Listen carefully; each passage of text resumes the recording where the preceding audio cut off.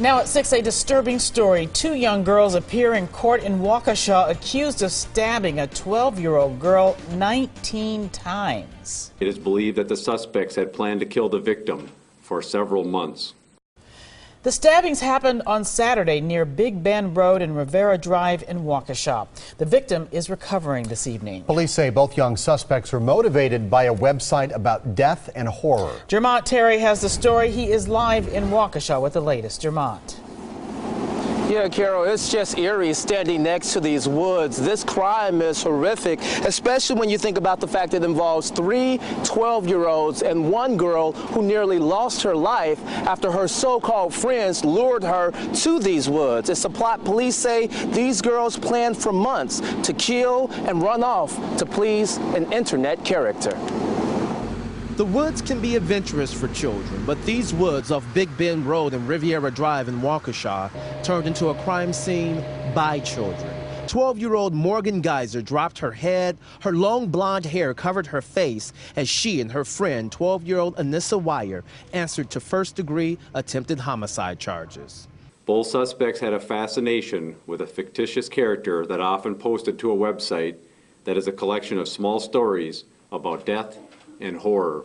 Investigators say a website about death and horror somehow consumed the pair, and for months they plotted how they would kill their friend. My granddaughter, I guess, used to play with the girl up in the other building at one time. She says she's a nice kid. Edmund Meinhardt lives next door to Geyser. He, like many, can't believe children are accused of luring a friend into the woods and trying to kill. Accused of stabbing another 12-year-old 19 times in the woods. Oh, my God. That's terrible. Once there, one suspect held the victim down, while the other suspect stabbed her 19 times. Those wounds pierced the heart, pancreas, and stomach. Doctors said the girl came within 1 millimeter away from certain death. Morgan's parents are very sad about what has happened. They're horrified, and our condolences to everyone. Geyser's father was crying as he left the courtroom. As for Wire's father, he offered no response. Just shocked as well by everyone else. We have no comments at this time. What can you tell me about your daughter? I mean, obviously in this light she's being displayed in one way. What can you tell me? Only that we have no comments at this time.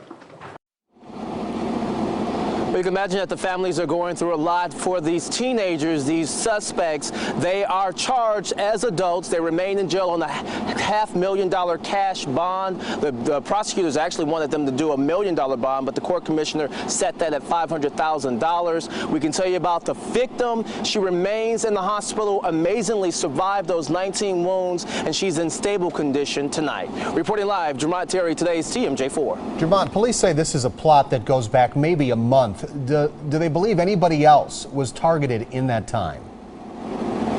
At this particular point, police are certain, according to the chief of police in Waukesha, that these people did not target any other children. Ironically, all 3 girls attended the same middle school, and we're told by school officials that they did have grief counselors and counselors on hand just for all the students to deal with this. But again, no other targets, according to the chief of police, at this particular moment.